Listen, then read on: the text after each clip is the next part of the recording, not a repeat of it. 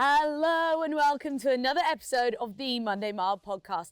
Today we are in Manchester. I'll give you a clue. She owns a pizzeria. She's best mates with Jay Jones and she's a triple world champion.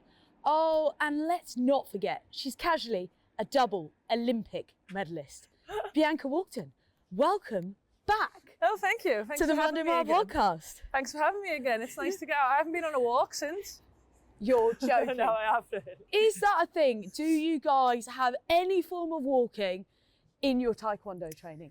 No, not at all. We kick a lot, so there's a lot of on the feet activity. So anything we can do offloading feet is helpful. But to be fair, I just don't walk. I'm just talking rubbish really about science training. But I don't really get out much. I don't have a dog or nothing. I don't walk much, so I get in the car. But I like it, you know, I'm starting to get into the strolling. Get onto me, yeah. Bit of peace of mind. When you join the retired club on the other side of life. Yeah, that's soon. Oh, boom, drop the bomb straight in. First of all, how are you? I'm good, thanks. I've had a really tough past 18 months with injury and my knee and everything, but now it's slowly coming out and slowly peaking up. You said all of that quite casually. Yes. Unbox the knee situation and take me back to what happened and the struggle you've had to get back, because a lot of athletes go through the process of injury. Not only can it be a setback, but it can also change the direction of your career. Yeah. Basically, I've had, I think a lot of people know before, 2 ACL reconstructions. So I've done all the hard stuff. I had surgery with them and came back quick and won some titles after. But last year I went to a competition and banged my knee like just a little bit funny. And then since then it's just blown up and like really had bad swelling, and I had no like reason why it was like that. So it might have just been it had too much work with it. I've done too many kicks. It blew up at the wrong time and the swelling just wouldn't go. So for ages I was in the unknown of what's wrong with me, what's wrong with my knee, like how do I fix it? And there was no answer. So I didn't know what to do. And then obviously with taekwondo, you need your knees, you're kicking with it, you're standing on it. It's like them obviously function. So for ages I was just so mentally in a bad way, like not knowing how to get over it, because normally it'd be like, oh, this is how long it takes, just basically beat the time and recover. With this one it was like no one knew how to get rid of the swelling. I drained it every day. I'd do what I could, iced it, rested it, took time off, went to see the surgeon. Eventually I went to the surgeon and was like, listen, you just need to go into it because I don't know what's wrong with it and it's not the same. That's really scary. Has it given you, having that injury, a new appreciation of your body? Yeah, 100%. Like, I didn't realise how actually much I've put my body through.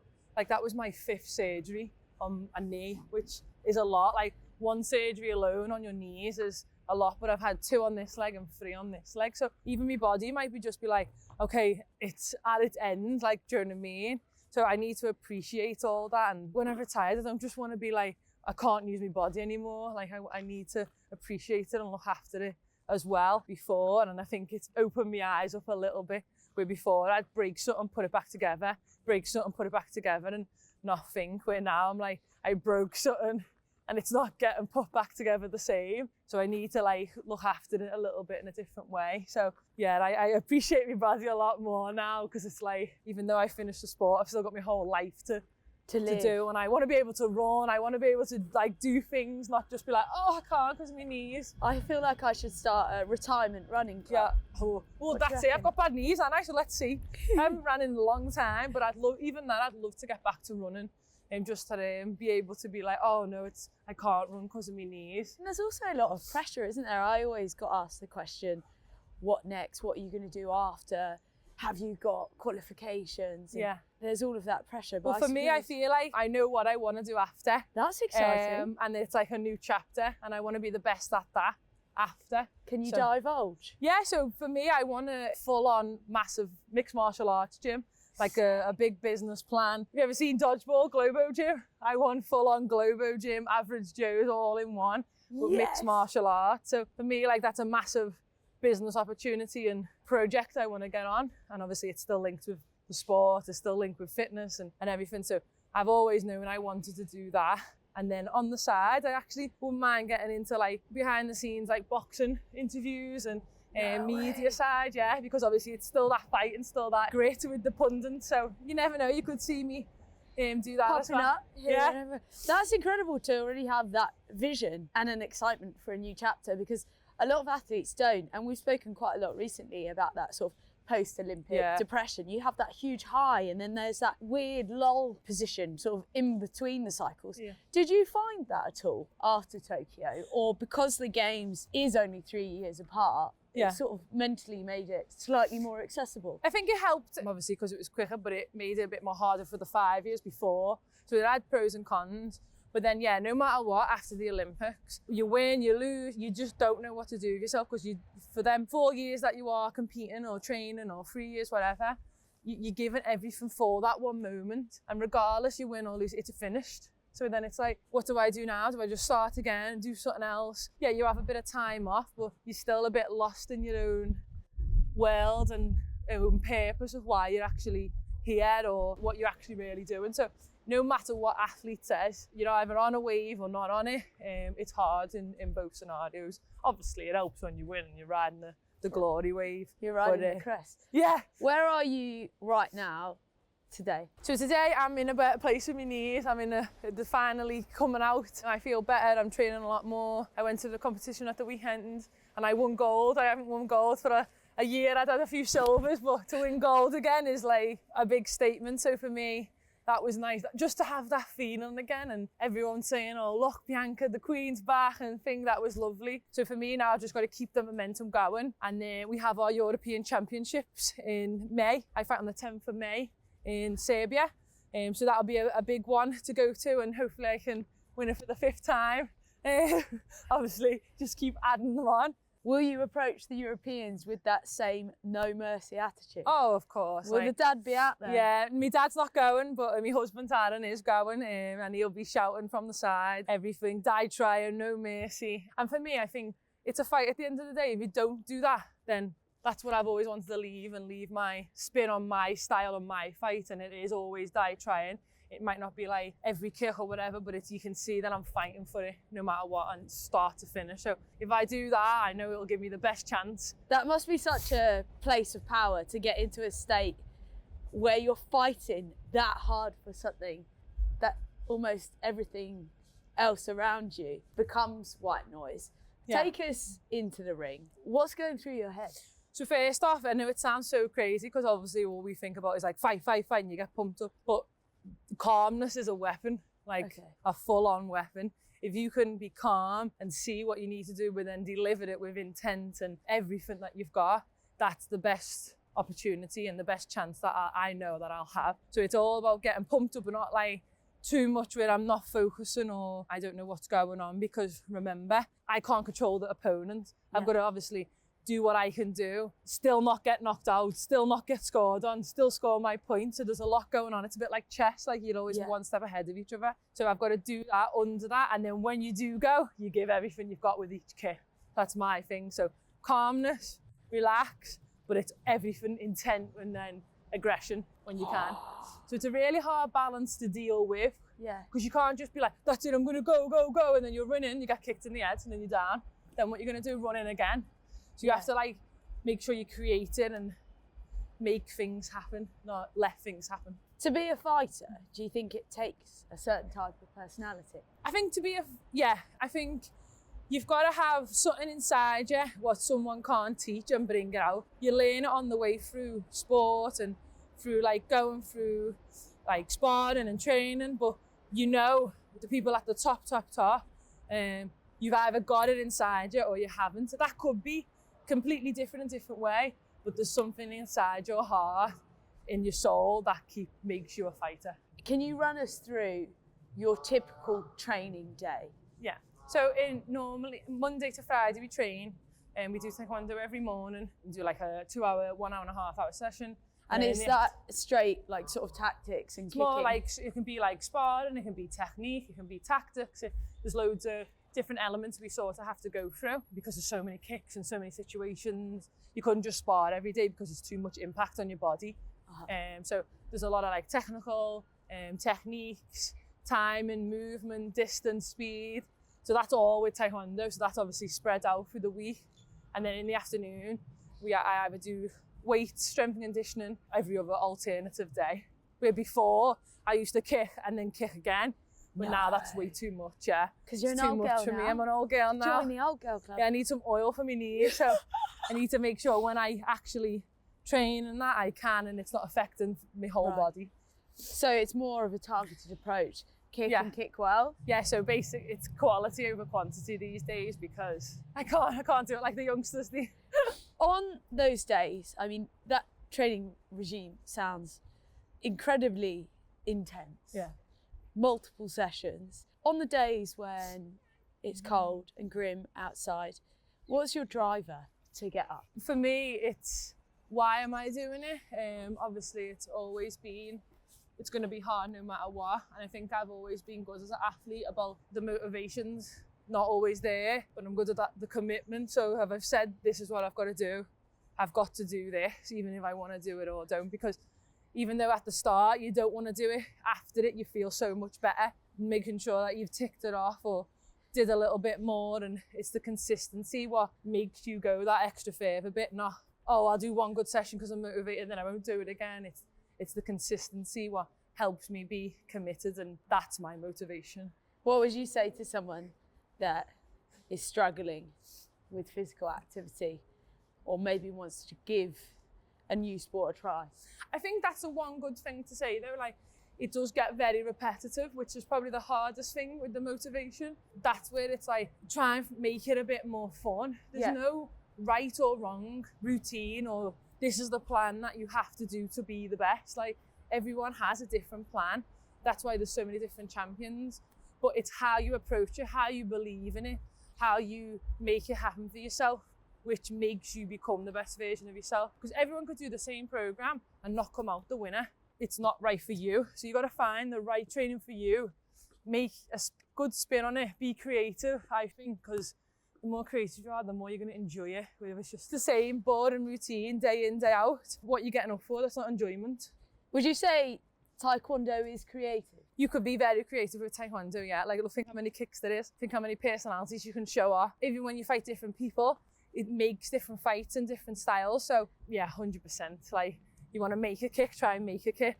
You get that, all you got to do is get your foot on the pad. No one said actually how to do it. So it's very creative. Now you fight in the heavyweight division. Is that 72 kilos? So it's plus 73. I normally fight in for like the world and European weight. For the Olympics, they get combined. There's 8 weights in taekwondo and they'll get combined into 4 for the Olympics. So I compete at plus 67 in the Olympics. Wow. So yeah, it's basically 2 weights put into one to make the best of the best. And since we last spoke, quite a bit's changed. You used to live with Jay Jones. Yes. And now you live with your husband. I know. So I got married, so I had to move out, basically, didn't I? I had to. How was that? Move in. I had to leave Jade. It was so sad. But to be fair, she's actually been training away at the moment, and even that's been really hard. Like, she's been training in Croatia, so let alone us not living together. She's been training away and I've been training here. Obviously, like everyone knows, we're like sisters. We're joined by the hip, best friends, and to not have her there all the time has been hard. So I have missed her quite a bit. Like, so she'll be buzzing that I'm saying it on TV. Oh, I miss Jake too. I know. So, but yeah, I had to. Well, I didn't have to. I moved in with my husband because I got married. So that is the most jokes thing I think I've ever heard. The best thing is though, recently I've been with Jade as well because I've been going to see Jade. She's been coming back, and when she comes home for a bit, she stays with mine. So yeah, so we're like reunited in there, little sleepovers. That's so lovely.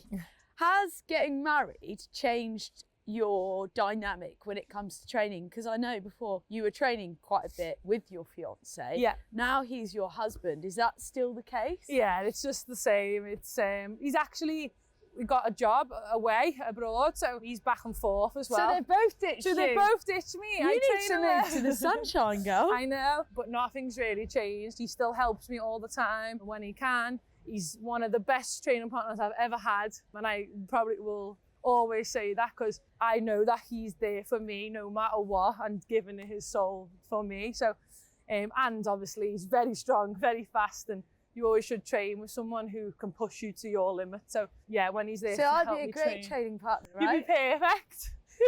But not for me, maybe for the lightweights. Maybe you should have a go, see, come and help them. Literally, you would kick my head straight off. Well, your head's like my body, innit? So it's easy 3 points. I have actually started a bit of combat sport. Oh yeah, it's good, isn't it? Do you feel like within? Feel the spirit within? Yeah, so I started boxing about a year ago. Yeah. And I have to say, at the start, initially, I was like, oh no, I just don't want to take on board another thing and learn. Because at the end of my career, I was just done with learning. I was content just being and enjoying my yoga and running. And then I sort of onboarded this skill set.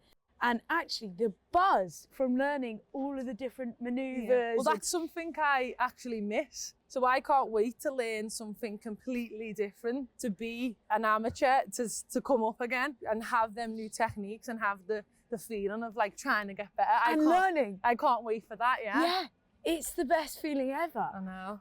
That's something to be excited So by. how is your boxing? How is it going? I'd say it's basic.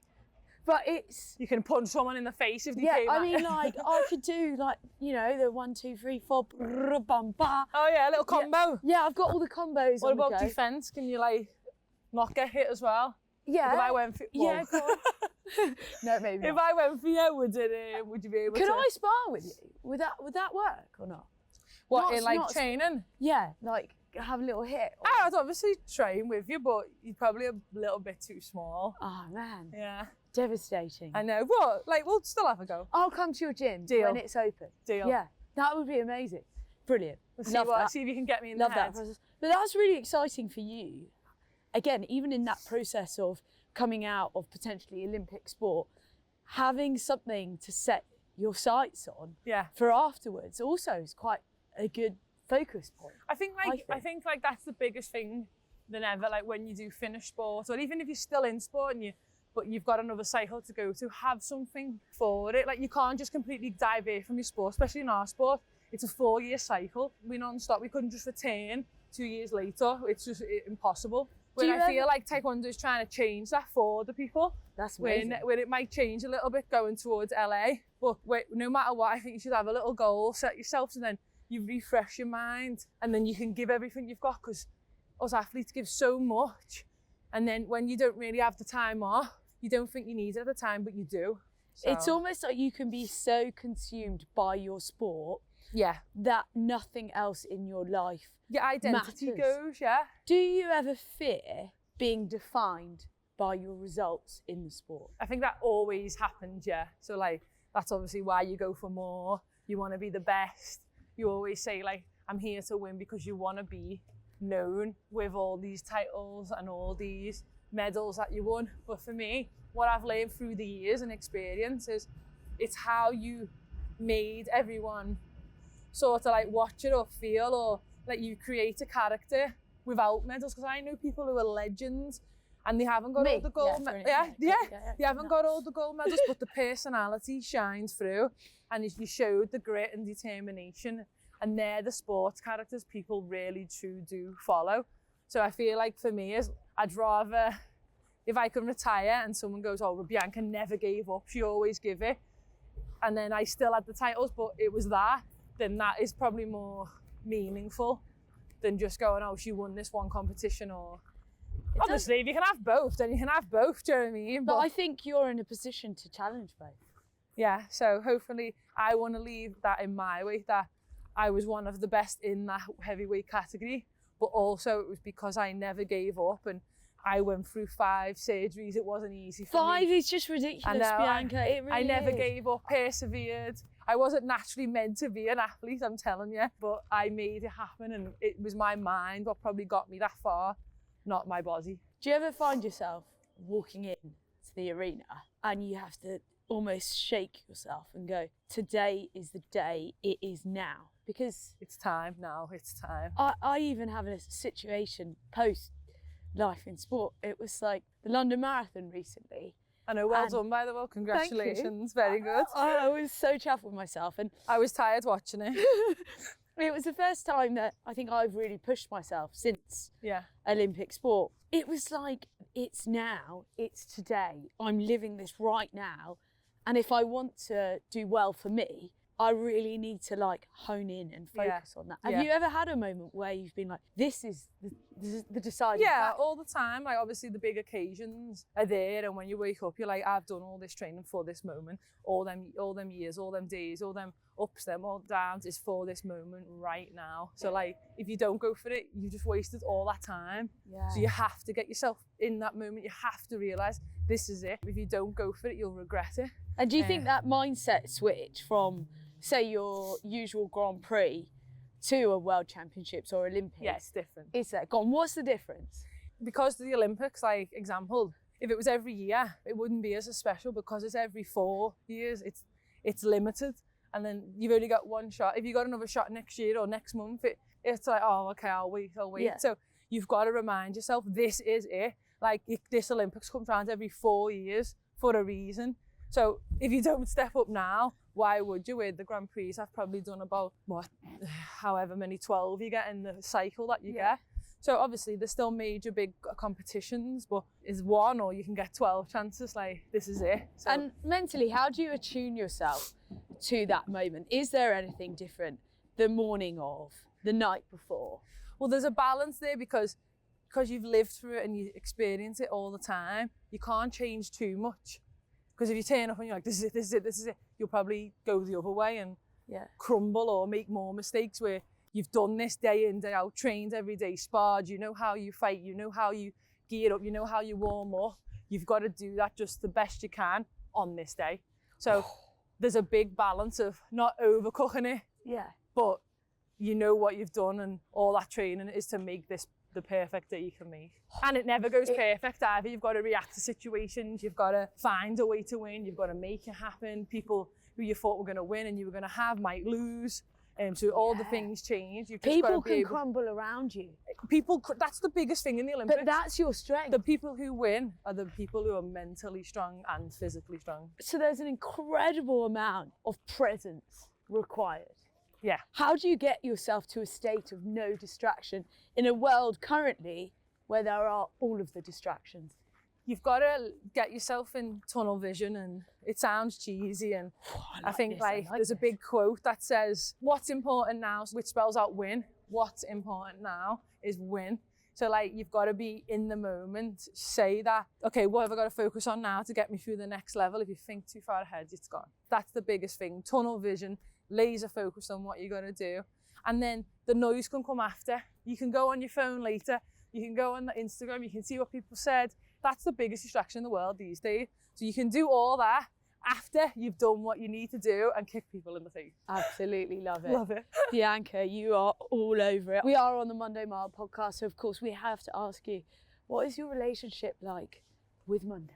It's a love-hate relationship. Some Mondays I don't mind because you think, yeah, let's get started. Some Mondays are just the same, aren't they? So it's a very love-hate relationship, but this one I love, especially to come out now on a mile walk with you, so thank you. And Manchester has delivered the weather. Yeah. This never happens, and I'm currently in a puffer jacket.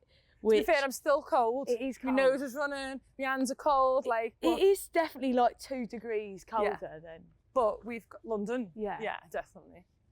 Even Liverpool's probably like half a degree more. Have you still got the pizzeria? Yes, I have. Still got the pizza. Still got the pizza going. My mum and dad are there working, and I go home every week to get a slice of pizza. And where will this massive gym be that we're gonna take over with? My plan is to get it in Liverpool. Yeah. Make a big global gym, and just watch out for the end of the year. Hopefully it's there. And incredible. Yeah. Maybe we can do a Monday Mile podcast from there to shout about you it. You can when walk it's around open. the gym and show everyone, because hopefully it's that epic. Yeah, little stations. Do some weights. Show you my boxing. And lastly, Bianca, if you were to share one life motto or quote with our listeners to inspire them to maybe try something new and not to be defined by one moment, what would it be? Oh, that's a hard one. But I'll have to stick to my core mottos and thing I always say when I fight. Pick something, and then whatever you do with it, die trying and give it everything you got. Boom!